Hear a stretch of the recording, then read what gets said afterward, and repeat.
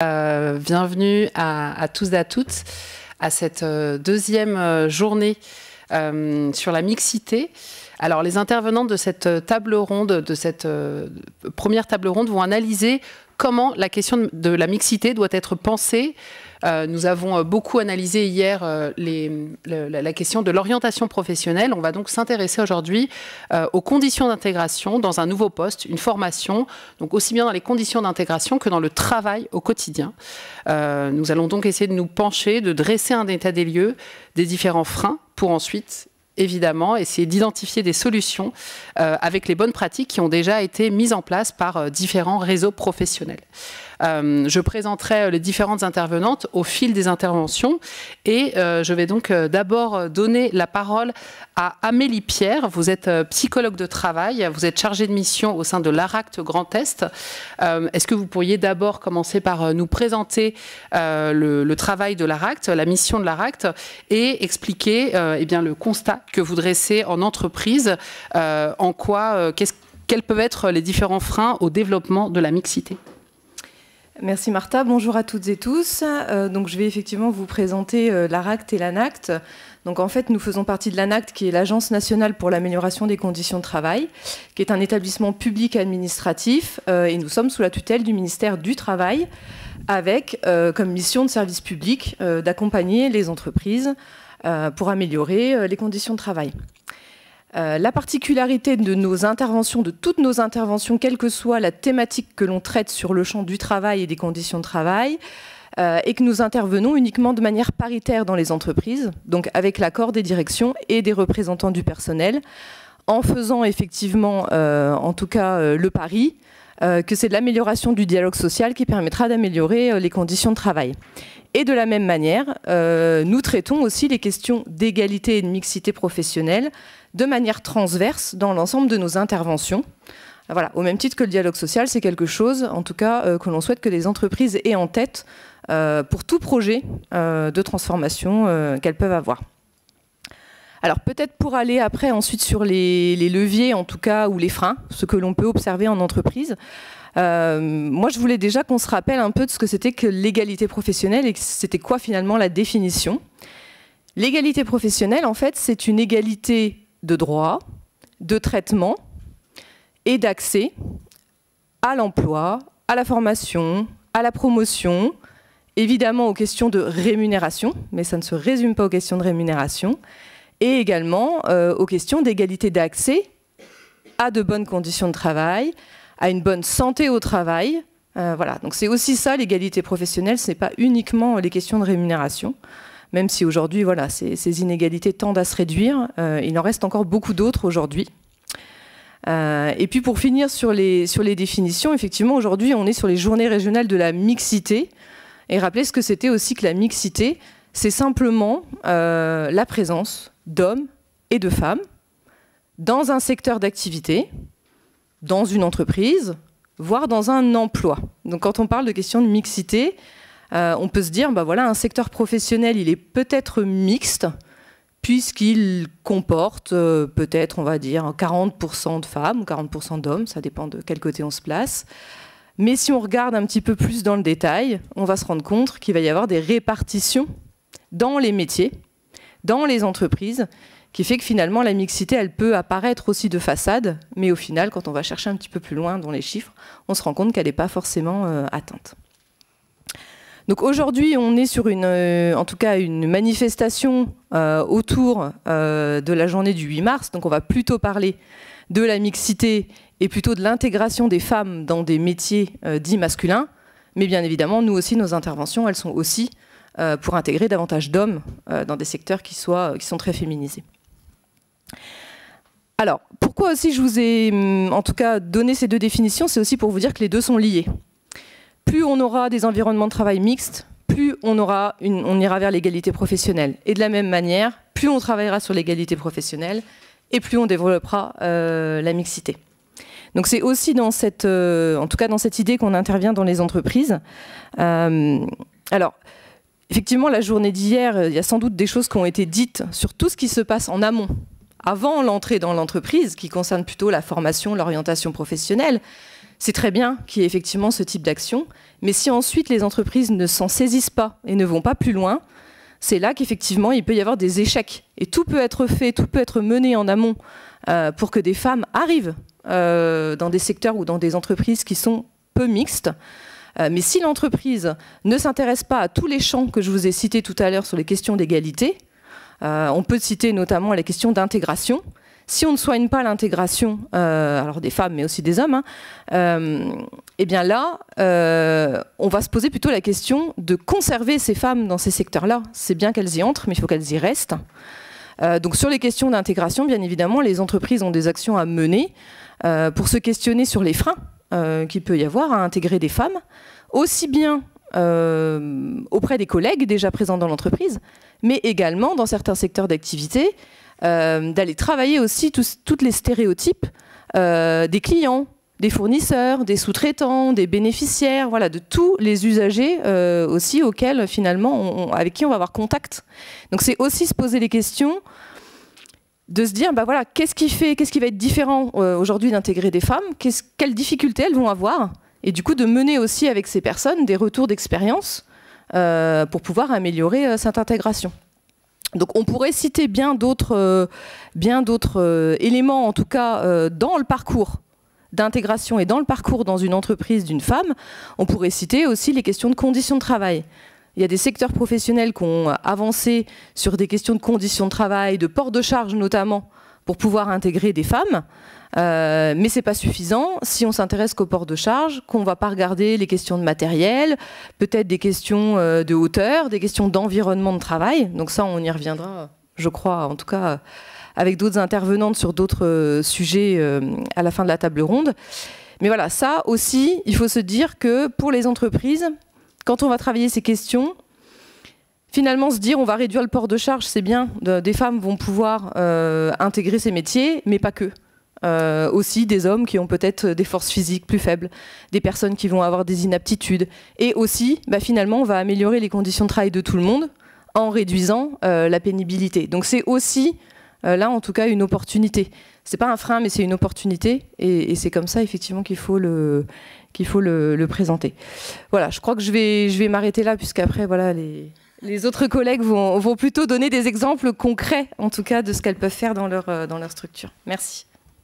Merci beaucoup, Amélie Pierre, d'avoir dressé cet état des lieux très exhaustif sur les conditions d'intégration. Et je retiendrai la notion, le fait de parler de mixité, c'est pas uniquement pour le plaisir de travailler dans un environnement où il y aurait autant d'hommes ou une répartition équilibrée d'hommes et de femmes, c'est un enjeu d'égalité avant tout. Merci d'avoir rappelé ces termes. Revenons un petit peu en arrière justement sur les premières expériences professionnelles à la sortie des études. Je vais donc maintenant donner la parole à Natasia Beauchard. Vous êtes chargée de mission égalité au sein de l'Académie de Strasbourg. Est-ce que vous dressez le même constat dans l'accueil des stages et des formations au sein de l'Académie de Strasbourg ? Alors, je vous remercie déjà pour l'invitation et je remercie la région pour ces 2 journées. Alors, il y aura quelques piqûres de rappel pour ceux qui ont suivi un peu les interventions d'hier, puisque bon, la formation, c'est aussi l'orientation. Peut-être revenir rapidement sur la mission égalité. Donc moi, je suis coordinatrice académique égalité des chances, égalité filles-garçons depuis octobre dernier. On a du coup sur le côté très égalité des chances la coordination du réseau académique des cordées de la réussite. Et sur le côté un peu plus égalité qu'on retrouve aussi sur l'égalité des chances, c'est l'animation de référents et de référentes égalité dans l'académie, le pilotage du label égalité filles-garçons dans le second degré actuellement. Je reviendrai peut-être un petit peu dessus tout à l'heure. L'intervention auprès des élèves et aussi la formation et la sensibilisation des équipes enseignantes et dirigeantes. Et enfin, tout le travail partenarial avec le tissu associatif et institutionnel. Pour répondre à cette question, je prendrai comme point de départ, vraiment, c'est un constat qu'on fait autant au niveau national que local. C'est sur les écarts de performance. Dès le CE1, les écarts entre les filles et les garçons se creusent et se poursuivent tout au long du parcours scolaire et jusqu'au choix d'orientation. Et on a ce constat que finalement, les filles surperforment en français, tandis que les garçons vont surperformer en mathématiques. Alors qu'au final, quand on regarde un peu les résultats sur l'examen final, sur un bac technologique professionnel ou technique, les filles vont mieux réussir que les garçons. mais ils ne vont pas avoir forcément les mêmes parcours scolaires. Et en fait, ces parcours scolaires, des filles et des garçons, peuvent être rythmés par une multitude de biais et de stéréotypes qui sont alimentés par l'environnement dans lequel ils vont évoluer. Et du coup, toute cette question de l'orientation genrée est vraiment une préoccupation majeure au sein de l'éducation nationale, puisqu'on a une persistance des stéréotypes de genre qui vont freiner les femmes et les filles à aller vers certaines filières qui sont scientifiques ou techniques. Mais c'est aussi... On peut avoir des cas chez les garçons, c'est pour ça que j'aime bien rappeler qu'on fait des choses pour les filles, et notamment au sein du rectorat, on a des actions en non-mixité, mais il y a aussi des choses à faire pour les garçons. Avec les enseignants que je rencontre, il y a très souvent, voilà, on n'a pas assez de garçons en filière littéraire, ou on n'a pas de garçons en art appliqué. Donc il y a aussi ce sujet-là. Les filles et les garçons continuent à se conformer à ce qui est présenté comme leur domaine respectif de compétences dans les schémas socio-professionnels fortement stéréotypés. Et donc ces choix sont guidés par des injonctions sociales qui sont vraiment véhiculées dès l'enfance, alors même que les garçons et les filles ont les mêmes aptitudes cognitives. Et je vais donner un exemple. Par exemple, quand j'interviens dans les classes, j'aime bien poser une petite question, notamment sur ces questions de socialisation et de stéréotypes. Donc typiquement, je vais poser en première question, existe-t-il des différences entre les cerveaux des hommes et des femmes concernant les fonctions cognitives ? Et là, je vais vous donner les réponses de la dernière classe que j'ai rencontrée. Ils étaient 31% à penser que oui et 69% à penser que non. Je continue avec un deuxième exemple qui est assez parlant. Une deuxième question, c'est la socialisation qui fait devenir le cerveau humain fille ou garçon. Ils étaient 24% à penser que c'était vrai et 67% à penser que c'était faux. Donc finalement, qu'il y avait des cerveaux filles et garçons. On apprend, donc bon, c'est pas, vous allez voir la suite de ma phrase, je dis qu'il ne faut pas faire de généralisation, parce qu'en fait, dès l'enfance, on va apprendre à faire des généralisations, des associations. Et en fait, là, on ne va pas faire de génération, c'est vraiment une classe que j'ai vue à un instant T. Et puis des fois, il y a des classes qui ont vraiment plutôt une bonne connaissance des stéréotypes, des biais, de la socialisation. Donc c'est vrai que du coup, on apprend dès l'enfance à faire des généralisations, sauf que ces générations, on n'est pas censé les appliquer aux êtres humains. Et donc, on est dans un environnement qui va être stéréotypé, on va les intérioriser et les reproduire. C'est pour ça qu'il faut vraiment aller vers... essayer du moins de gommer les différences de traitement entre les filles et les garçons. Il y a plein de choses qui existent, par exemple quand on remplit un bulletin scolaire, on va avoir des biais en remplissant différemment en fonction que ce soit une fille ou un garçon, alors qu'il existe plein d'appréciations qui peuvent être neutres. Et aussi peut-être ouvrir le champ des possibles pour permettre à chacun d'avoir une pleine liberté de choisir son avenir professionnel.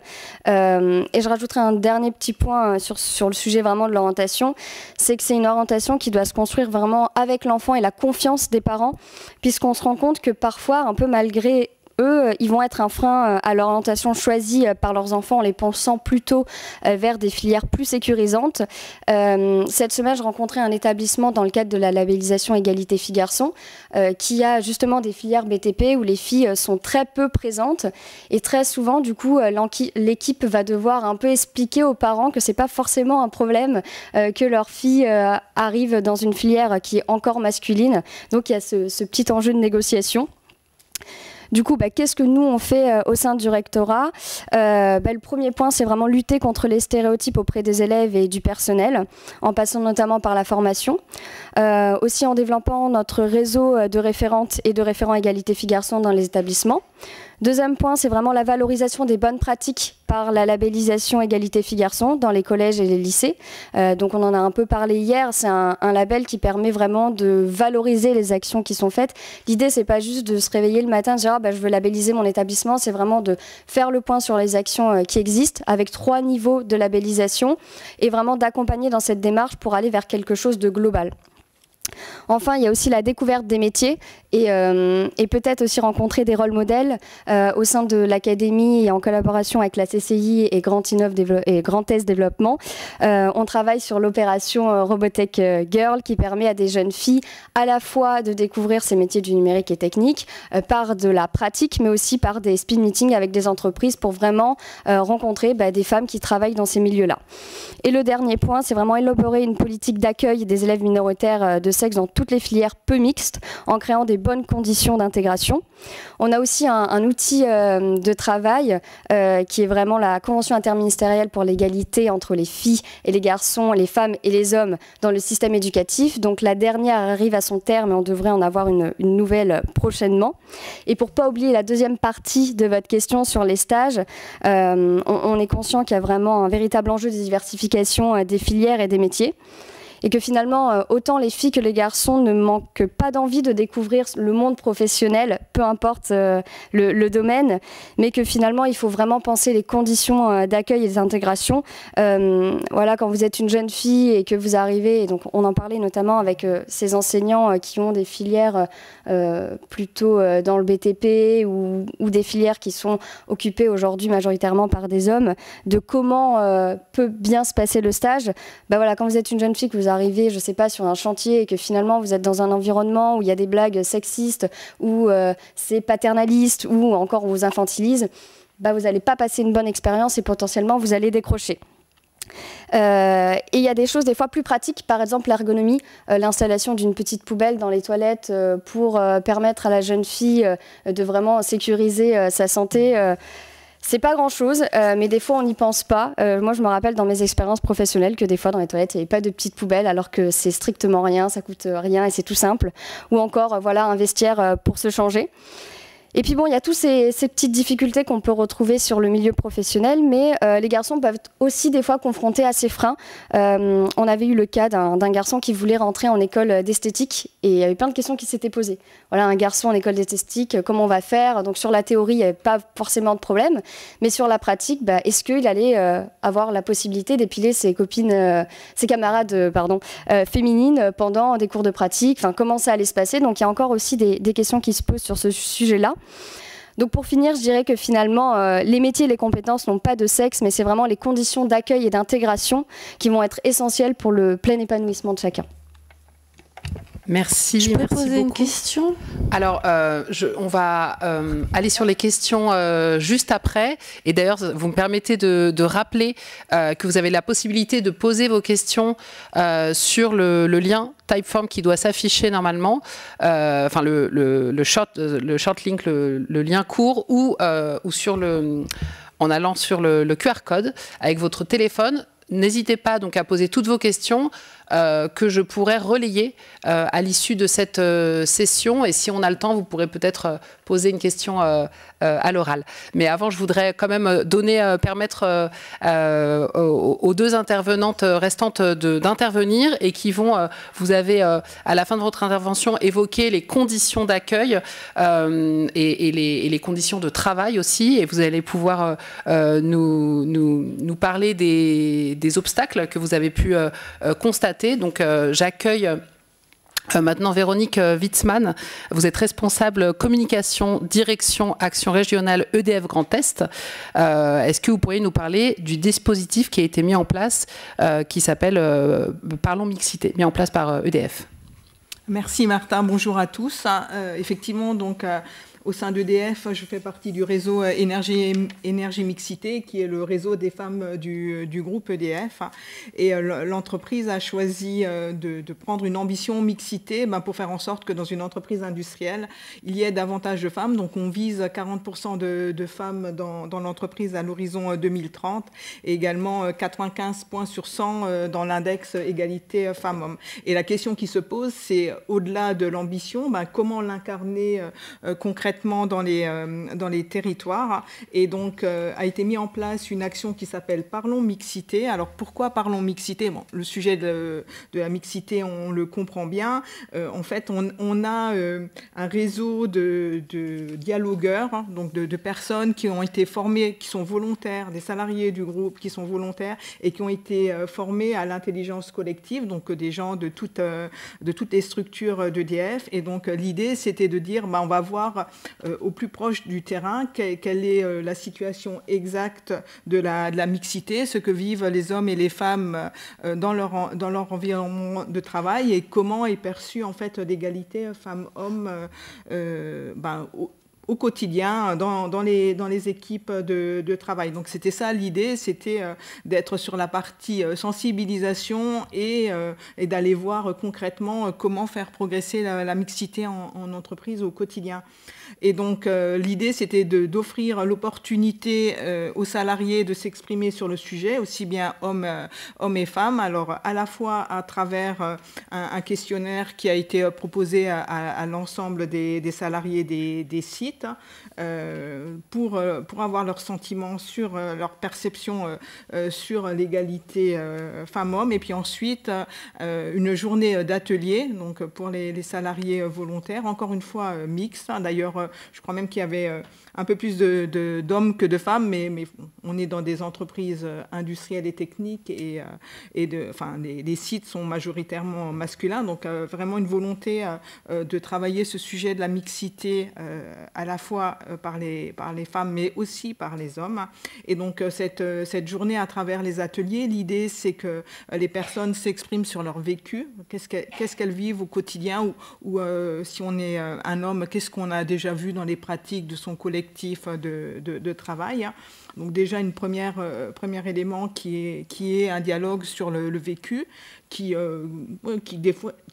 défrise parfois. Hein. Enfin, on est quand même sur des personnes qui expriment des violences sexistes, voire sexuelles sur le lieu de travail, hein, en tout cas dans certains collectifs. Hein.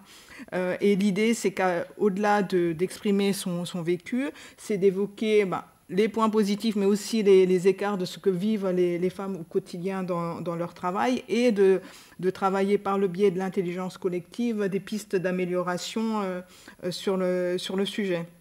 Donc ça, c'est la deuxième partie.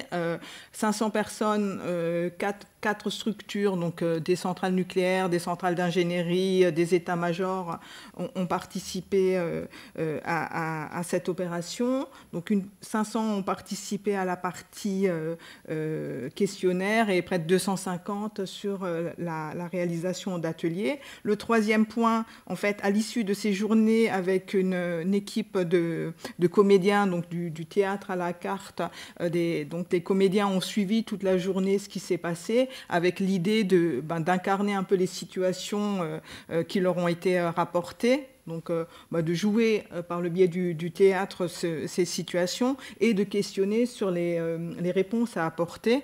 Et l'idée étant que ce soit les salariés eux-mêmes qui testent différentes réponses sur des situations de violence verbale, de blagues sexistes, de situations de violence sexiste dans ce cadre-là. Et l'apport du théâtre à la carte sur le sujet, c'est le fait de dédramatiser je mets des guillemets, la situation, et de proposer en fait que les salariés puissent proposer des solutions, soit individuelles, soit collectives. Qu'est-ce que peut faire le groupe lorsqu'il voit des situations qui sont du domaine des violences sexistes et sexuelles.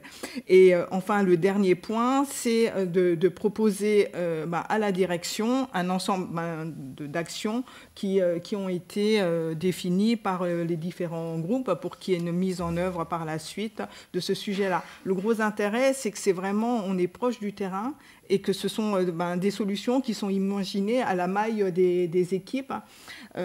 Souvent, d'ailleurs, la direction est assez surprise par la réalité que vivent les femmes, notamment dans les équipes techniques. Et c'est d'autant plus fort aussi que sur des sites techniques comme les centrales nucléaires, lorsqu'il y a des arrêts pour maintenance, on double en général l'effectif, et donc on a beaucoup de prestataires qui arrivent également. Alors non pas que seuls les prestataires font œuvre de blagues sexistes, mais en tout cas, c'est une période de fragilité accrue, et des moments où il faut peut-être davantage montrer ce qu'on peut faire pour lutter contre ces éléments-là. Je terminerai peut-être pour donner quelques exemples de solutions qui ont été proposées dans le cadre de ces ateliers. On a traditionnellement dans toutes les réunions d'équipe au sein d'EDF un message sécurité. Donc toute réunion commence par un message sécurité, mais peut-être alterner message sécurité par des messages également sur le sexisme pour traiter ce sujet dans les équipes.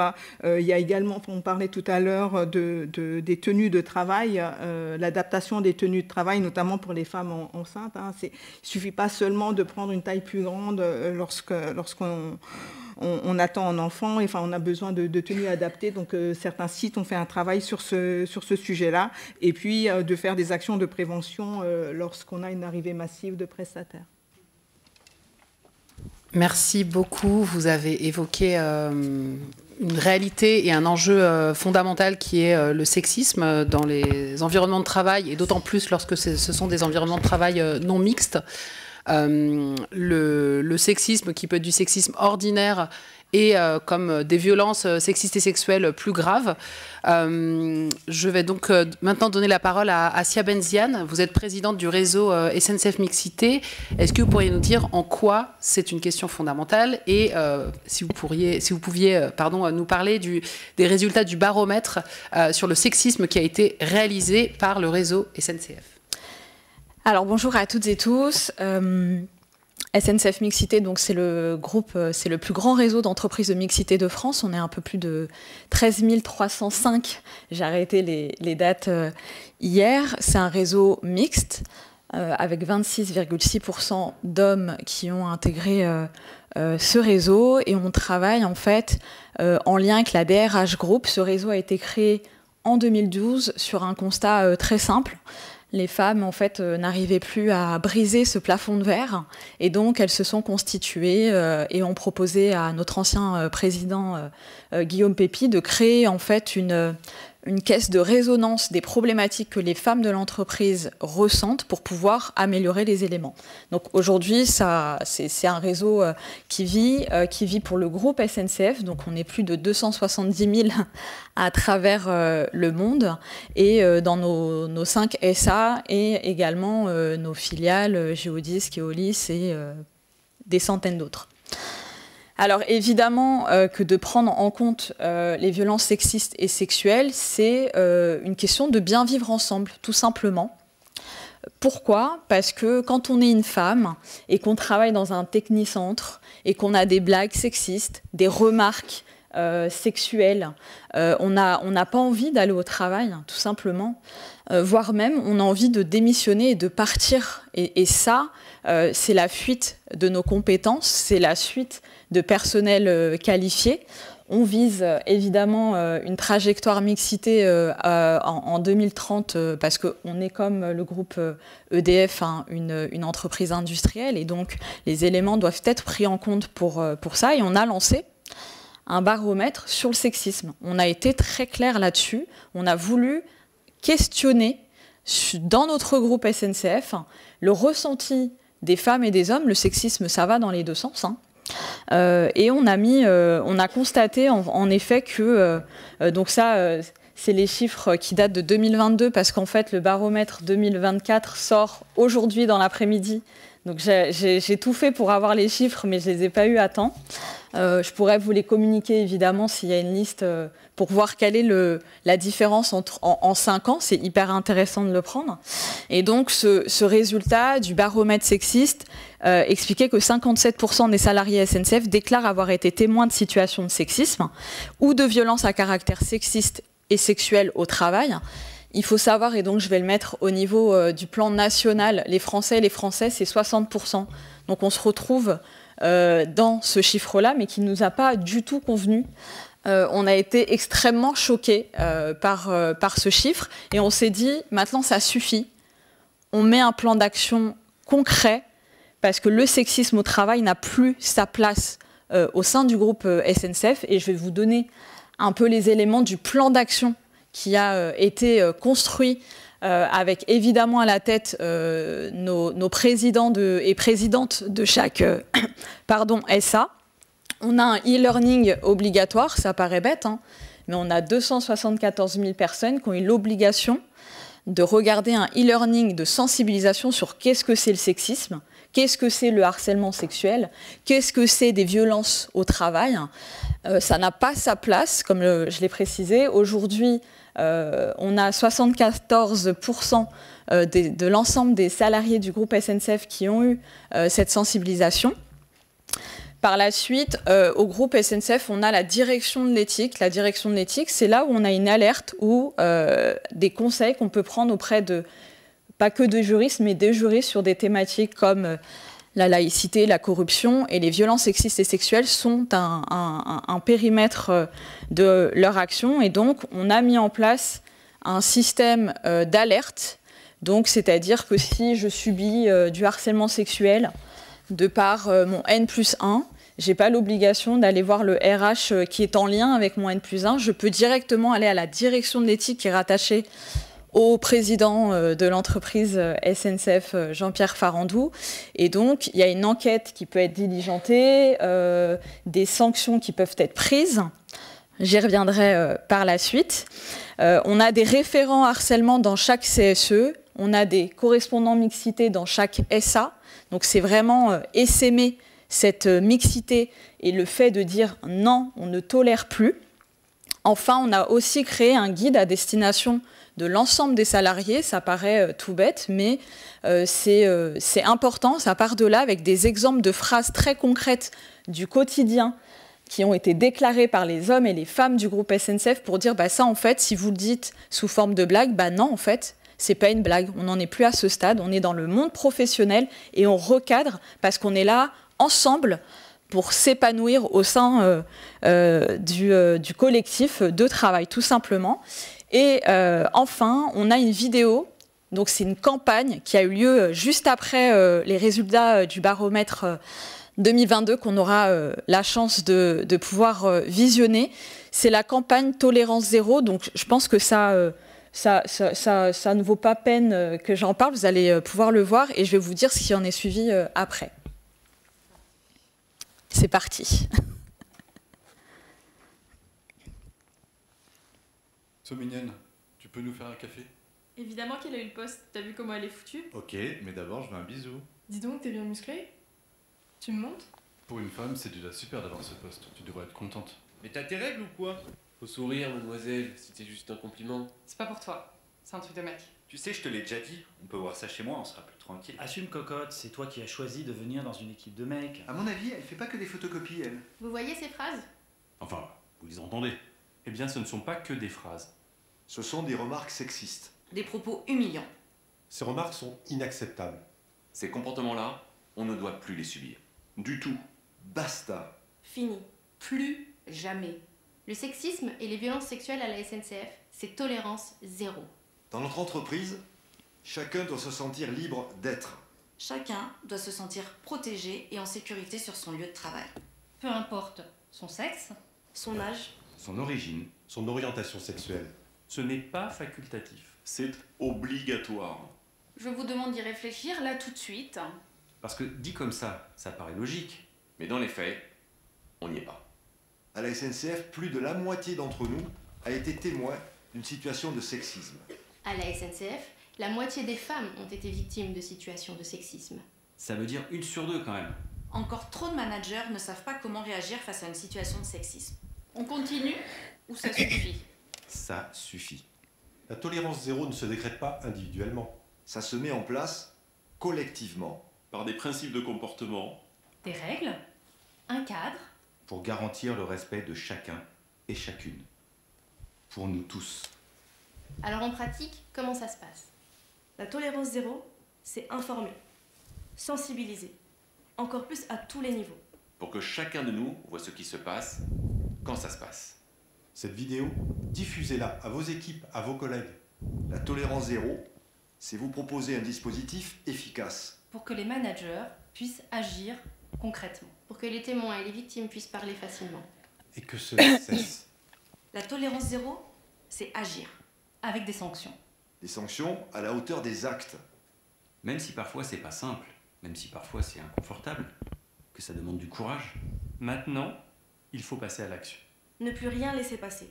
Chaque cheminote, chaque cheminot a sa place à la SNCF. C'est notre force, et ça le restera. En tant que dirigeant, Manager, collègues, je suis prêt. Je suis prêt. Je suis prêt. Je suis prêt. Je suis prêt. Je suis prêt. Je suis prête. Je suis prête. Je suis prêt. Et vous?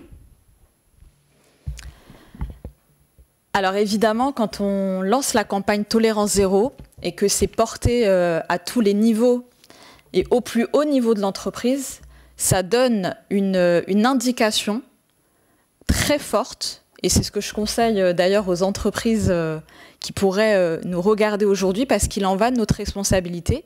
Et en fait, la troisième partie de ce plan d'action, ça a été les sanctions. Donc je peux vous communiquer les chiffres qui sont tombés la semaine dernière sur l'année 2024 concernant le sexisme et les propos à caractère sexuel, harcèlement sexuel, agression sexuelle. Le groupe SNCF en 2024 a eu 50 conseils de discipline et on a eu 27 radiations. Et il faut dire que maintenant on licencie, tout simplement on licencie, quel que soit le grade. Et c'est comme ça que ça a été infusé à tous les niveaux. Parce qu'on a une campagne où on n'est pas que dans des paroles, on est dans des actes. Et ça, c'est pour le bien de toutes et tous. Merci beaucoup pour vos deux témoignages et vos exemples de bonnes pratiques qui ont été mises en place. Je retiens voilà, le fait d'en faire un sujet, le fait d'en parler, de briser le tabou du sexisme et le fait, comme le montre cette vidéo, de mener des actions de prévention, de sensibilisation et enfin les sanctions. Et je rappelle que c'est une obligation légale depuis la circulaire de 2018 sur la prévention et le traitement des VSS. Donc il y a une obligation de prévention, de traitement et de sanctions sur les violences sexistes et sexuelles. Et ça concerne aussi bien le secteur privé que le secteur public. Mais en tout cas, c'est bien de voir que le cadre légal est mis en application. Alors, Amélie Pierre, est-ce que vous pourriez nous dire justement en quoi la prise en charge des violences sexistes et sexuelles est un levier pour développer la mixité dans une entreprise ou un service ? Oui, alors en fait, effectivement, nous, ça fait un certain nombre d'années déjà à l'ANACT qu'on travaille sur ces questions de prévention des violences sexuelles et sexistes au travail. Alors pour nous, en tout cas, on le considère comme un risque professionnel comme un autre et pour lequel il faut effectivement, comme vous l'avez évoqué, finalement construire une démarche complète de prévention. Alors effectivement, peut-être une spécificité, mais bon, ce ne serait pas le seul, mais effectivement, les femmes sont davantage exposées. Et on a relevé, en tout cas à l'ANACT, 5 grands facteurs dans l'organisation du travail qui finalement augmentent ces risques, augmentent voilà, la probabilité d'être victime, homme ou femme, d'agissements sexistes au travail. Et le premier, c'est tout simplement un secteur d'activité ou une entreprise non mixte. Voilà, plus on est dans une entreprise à faible mixité, plus on a de risques d'être exposé à des violences sexuelles et sexistes au travail. Donc là, effectivement, le lien est fait que si aussi on veut développer la mixité dans son entreprise, il faut s'attaquer en tout cas à la prévention de ce risque. Et s'attaquer du coup au risque et aller regarder au niveau de l'organisation du travail, qu'est-ce qu'on peut faire de manière collective pour réduire ce risque. Donc ça, c'est ce que nous, on appelle la prévention primaire. Comment est-ce qu'on fait finalement pour limiter ce risque en amont et qu'il ne survienne pas et qu'on n'ait pas de cas. Donc ça, c'est une des premières, voilà, des premières choses qu'on peut faire dans l'entreprise. Ça ne suffira pas. Il faut aussi faire de la prévention secondaire, de la sensibilisation. Donc, on a eu des exemples de vidéos, ça peut être des campagnes d'affichage, voilà, avec peut-être parfois des sensibilisations spécifiques pour des publics, que peuvent être voilà, les directions, les managers, mais voilà, aussi tous les salariés, les représentants du personnel. Et puis, malheureusement, ça ne suffit encore pas de faire de la prévention primaire et secondaire, puisque ça n'évitera pas que certains cas surviennent tout de même. Et donc, il faut aussi réfléchir à qu'est-ce qu'on a comme procédure en interne pour pouvoir faire remonter des cas, à qui on les remonte, qui les traite, comment est-ce qu'on mène des enquêtes, et puis effectivement aller afficher les sanctions qu'on est en capacité de prendre dans l'entreprise, puisqu'effectivement l'employeur sera tenu pour responsable, puisque comme on le considère comme un risque professionnel, l'employeur se doit en tout cas de préserver la santé et la sécurité de ses salariés. Donc voilà, c'est aussi comme ça en tout cas qu'on aborde en tout cas cette question dans les entreprises qu'on accompagne. Si vous voulez en savoir un petit peu plus sur des entreprises qui ont été accompagnées par le réseau, il y a en ligne sur le site de l'ANACT 5 monographies d'entreprises qui ont été accompagnées et qui ont également mené du coup des actions sur les différents niveaux et qui ont mené des véritables démarches de prévention. Donc vous pouvez les retrouver et prochainement un kit pour agir pour les référents harcèlement. Donc on a dit effectivement que dans les entreprises privées, il y avait cette obligation depuis 2019 de nommer dans les CSE un référent harcèlement du côté des représentants du personnel, et pour les entreprises de plus de 250, avoir aussi un deuxième référent employeur. Donc ce kit s'adresse vraiment, en tout cas à ces personnes qui sont en première ligne, mais qui ne sont pas les seuls acteurs dans l'entreprise sur ce sujet. Donc vous pourrez le retrouver prochainement sur le site de l'ANACT. Merci beaucoup. On va dans un instant consacrer un petit temps aux questions. Mais avant, je voulais donner la parole d'abord à Véronique Witzmann et ensuite à Natacha Bochart sur des bonnes pratiques qui ont déjà été expérimentées au sein de vos réseaux. Alors, côté EDF, on va retrouver des actions qui sont assez similaires avec celles de la SNCF sur tout ce qui concerne la partie prévention du sexisme et notamment du sexisme ordinaire, considérer qu'il y a une tolérance zéro sur ce sujet-là.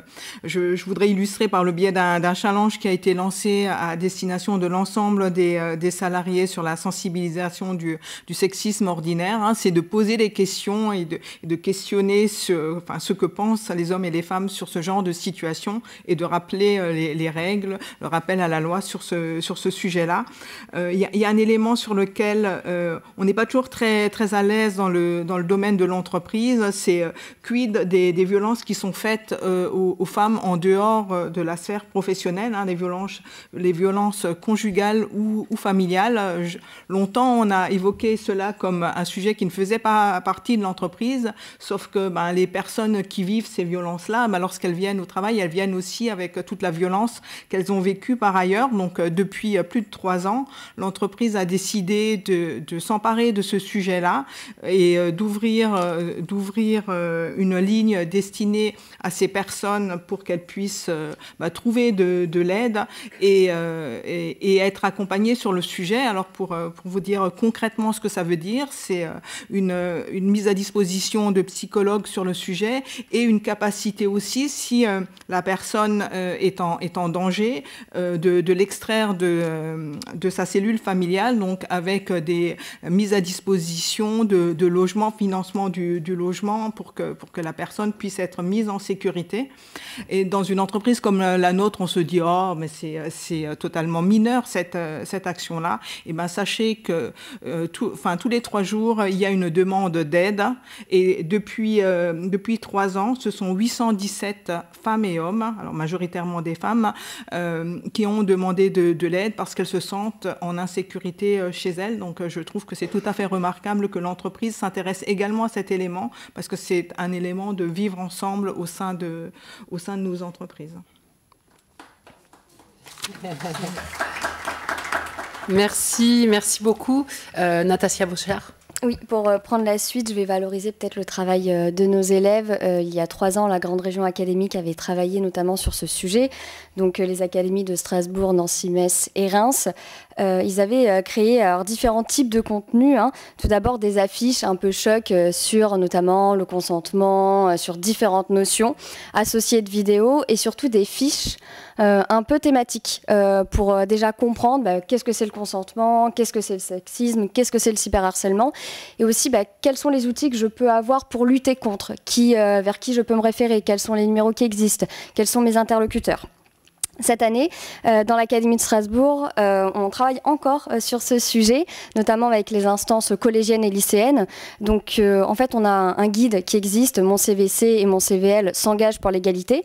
Donc, c'est notre point de départ. Donc, typiquement, pour les collégiens, ils travaillent sur ce guide-là, puisqu'en fait, quand vous le lisez, il est super, mais il ne s'adresse pas du tout à des élèves. Donc, c'est très, très compliqué de le traiter. Donc, les élèves sont en train de le relire, le retravailler, reprendre les questions. Typiquement, je me rappelle qu'on a fait ça avec, je crois que c'était dans le Haut-Rhin, le mot mixité bloqué. C'était difficile de l'expliquer, de le comprendre. Donc en fait, ils sont en train de réécrire ces questions avec leurs mots. Au niveau des lycéens, le CAVL travaille vraiment sur une mallette plus globale, mais aussi sur les VSS. Donc d'abord par la création d'un jeu plateau, pour vraiment comprendre les VSS, sensibiliser et agir. Et aussi, ils ont décidé de faire un peu des affiches un peu choc pour qu'il y ait une vraie prise de conscience. L'une des élèves témoignait en disant qu'un jour, elle avait vu une image avec une femme dénudée, avec plein de mots, plein d'insultes sur elle, et que ça l'avait vraiment touchée, et qu'il y avait eu une prise de conscience. Donc, ils ont cette volonté de permettre à leurs camarades aussi de se rendre compte de l'impact que ça peut avoir. L'idée, c'est que ça puisse être diffusé dans tous les établissements. Aussi en termes de bonnes pratiques qui concernent peut-être un peu plus les professionnels, je parlerai peut-être de debuting, qui est vraiment du coup voilà, un lieu d'échange, de partage et de bonnes pratiques de manière un peu transversale, et du coup de ce partage de, dans le privé, dans le public, qu'est-ce qu'on fait, qu'est-ce qui fonctionne et comment on pourrait l'appliquer, aussi avec une visée un petit peu européenne. Et donc je sais que je ne suis pas toute seule du coup dans le groupe, donc voilà, on est nombreuses à participer à ce projet, et c'est plutôt intéressant parce que déjà et pour faire un petit rebond, les élèves aussi, quand ils travaillent sur ces sujets-là, ils ont envie de s'inspirer de la Norvège, de la Finlande. Donc je pense que c'est bien aussi qu'en tant que professionnel, on arrive à récupérer ce qui fonctionne bien. Ça ne veut pas forcément dire que ça fonctionnera chez nous, mais potentiellement, ça peut être utile de comparer ce qui peut... pas ce qui peut fonctionner, mais ce qui existe au moins.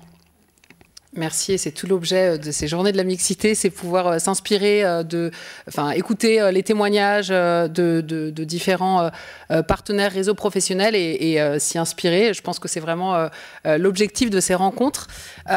Pour finir, Assia Benziane, le rôle des hommes. Quel rôle ils doivent jouer dans l'amélioration de la mixité et dans la prévention du sexisme? Alors, comme je le précisais tout à l'heure, la mixité, c'est pas une question genrée. La mixité, ça concerne autant les femmes que les hommes. Et donc, initialement, le réseau SNCF Mixité s'appelait SNCF au féminin. Parce que c'était comment on favorise la carrière des femmes au niveau de la direction. Et puis après, les questions se sont ouvertes. Bien que ça s'appelait SNCF au féminin, c'était tout à fait ouvert aux hommes, mais ils nous ont dit qu'en fait, ils se reconnaissaient absolument pas dans la thématique, dans le nom. Ils pensaient qu'ils étaient d'emblée exclus. Et donc, on a réfléchi, et depuis 3 ans, on s'appelle SNCF Mixité, parce que la mixité, ça concerne l'ensemble des salariés. Et ensuite, il y a des thématiques qui ressortent, notamment prendre son congé de paternité. En fait, ça aide avec le ou la +1 qui attend à la maison. En fait, c'est pas des vacances, c'est pas 21 jours de congé, c'est prendre sa part et prendre sa responsabilité dans la vie et la cellule familiale. Donc déjà, on parle de ces questions-là. Mais on parle aussi, quand on parle de conciliation vie pro, vie perso, ça concerne également les hommes. Quand on parle de ménopause, ça peut aussi les concerner pour comprendre, parce que j'étais à une table ronde chez le groupe Bouygues, et j'ai appris qu'une femme sur 10 quittait son emploi du fait des symptômes de la ménopause. Moi, j'ai été un peu effarée de ce sujet, exactement, et je pense que vous aurez beaucoup à redire, mais moi j'ai été choquée, en fait, de me dire, de les sensibiliser sur les questions comme ça, les sensibiliser sur l'endométriose notamment, les sensibiliser sur la perte d'un enfant au cours de la vie de la conjointe, du partenaire, ça les sensibilise, et en même temps, ce sont des bons porte-parole. Dans le groupe SNCF Mixité, je vous l'ai dit tout à l'heure, on est un peu plus de 13 300 et avec 26% d'hommes. Comment on a organisé? J'ai oublié de le dire, on a organisé en ambassade. Évidemment, toute la France et l'international, c'est assez compliqué. Quoique je m'apprête à faire un tour de France de l'ensemble des ambassades du réseau SNCF Mixité. Et en fait, en ambassadeur, on en a de plus en plus. Parce que, en fait, ils peuvent porter cette parole. Quand on parle notamment de charges financières et que les femmes se retrouvent un peu moins bien loties notamment au niveau de la séparation, quand elles ont des prêts supplémentaires, de l'argent en moins, quand elles ont un impôt supplémentaire, alors que c'est à la décharge des femmes, je parle de la pension alimentaire notamment, bah, ça sensibilise et en fait ça participe au bien vivre ensemble. Donc toutes ces questions, elles ne sont pas exclusivement faites pour les femmes, mais c'est sensibiliser les personnes qui peuvent porter la parole de ces sujets de société, tout simplement. Merci beaucoup. Et vous avez évoqué voilà, 3 sujets, l'endométriose, la ménopause et la perte d'un enfant. C'est 3 sujets hautement tabous. Et le fait d'en parler, d'en faire un sujet, de briser le tabou, c'est aussi ce qui permet de poser des diagnostics et de faire avancer les choses. Pour finir, avec le peu de temps qui nous reste, je voudrais relayer, il y a eu un certain nombre de questions, plusieurs questions sur le pont qui pourrait être fait. Donc, une personne nous dit que parfois les entreprises sont en avance sur l'éducation nationale. Est-ce qu'il y a des ponts qui sont déjà faits ou qui pourraient être faits entre justement l'éducation nationale et les différents réseaux professionnels, ou l'éducation nationale et l'ARACT, pourquoi pas? Bah, je pense que du coup, ils existent déjà. Je vois l'exemple de Robotech, où on travaille avec la CCI et Grand Est Développement, où on est vraiment déjà là-dedans. Il y a ces rencontres avec les professionnels. Et du coup, je ferai le lien du coup avec Debuting, où c'est aussi dans le cadre... Enfin, Robotech est dans le cadre de Debuting. Donc, en fait, on a déjà ces pratiques-là. Peut-être qu'on peut les travailler davantage. Moi, je pense que c'est un travail de collaboration. C'est-à-dire que, voilà, on a plein de lycées professionnels qui travaillent déjà avec ces professionnels. Et donc, il y a d'un côté peut-être ce besoin de s'inspirer de ce qui se passe dans le monde professionnel, mais de l'autre côté aussi s'assurer que nos élèves se sentent bien, puissent parler, puissent dire quand ça ne va pas, puissent avoir des référents. Donc je pense qu'en fait, c'est quelque chose qui existe plutôt déjà. Merci beaucoup. Il y a une autre question sur l'implication des partenaires sociaux dans les entreprises EDF et SNCF. Est-ce que ce sujet fait l'objet d'accords qui sont à la hauteur des enjeux ? Que tu veux commencer à répondre? Je peux commencer côté EDF. On a un accord égalité professionnelle homme-femme qui... alors, je ne sais plus au combienième accord où on se trouve. Donc, je pense que ça doit être 5 ou 6e accord. L'ambition mixité, c'est un des éléments qui est sorti de cet accord. Donc, il y a effectivement un travail sur ces sujets-là. Ce que j'aimerais dire, c'est qu'au départ, c'était en termes d'égalité salariale entre les hommes et les femmes. Alors, facialement, aujourd'hui, il n'y a pas de différence entre les hommes et les femmes dans une entreprise comme la nôtre. La réalité est comme souvent un peu différente, dans le sens où les femmes et les hommes n'accèdent pas au même type d'emploi, et on a des rémunérations périphériques qui peuvent être assez importantes sur des emplois en 3-8 ou avec des suggestions qui demandent des disponibilités. Et donc, il y a un travail sur ces sujets-là, sur le fait de dire pourquoi les femmes n'y vont pas et qu'est-ce qu'on peut faire pour accompagner ces sujets-là. Donc, le dialogue avec les instances sociales dans l'entreprise, effectivement, existe bien. Après, les organisations syndicales doivent aussi faire leur travail, parce que les difficultés que l'on voit dans l'entreprise sont aussi des difficultés que l'on voit parfois dans nos propres syndicats. Juste pour compléter, nous à la SNCF, évidemment, on a aussi un accord égalité. On va d'ailleurs commencer le travail sur le prochain accord qui sera effectif en septembre-octobre de l'année qui arrive. Évidemment, les syndicats sont partie prenante de cet accord. Ils ont même des référents, comme on le disait tout à l'heure, harcèlement sur ces questions. Ils travaillent en commun, parce qu'on n'est pas ennemis, on est partenaires sur ces questions, et c'est hyper important de le dire. Et donc, on a un peu des garde-fous sur certains éléments. Nous, l'écart salarial entre les femmes et les hommes à la SNCF, c'est 0,3% d'écart en faveur des hommes. Je rappelle juste que la moyenne nationale, c'est minimum 16% d'écart salarial.